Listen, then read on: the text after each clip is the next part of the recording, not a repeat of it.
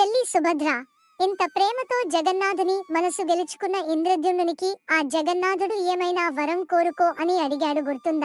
గుర్తుంది అన్న బలభద్ర. ఇంద్రద్యుమ్నుడు 3 కోరికలు కోరాడు.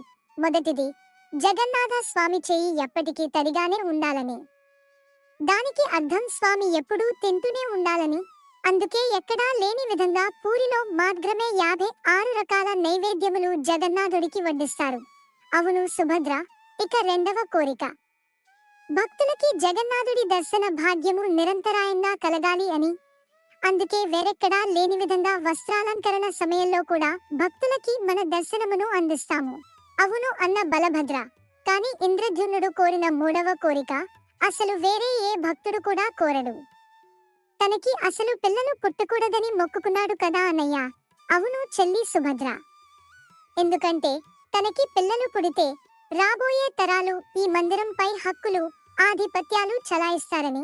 అలాంటివి ఏమీ ఉండకుండా భక్తులకు ఆ జగన్నాథ స్వామికి మధ్యలో అసలు ఎవరు ఉండకూడదని అలాంటి కోరిక కోరాడు. సబ్స్క్రైబ్ చేయొచ్చు కదా.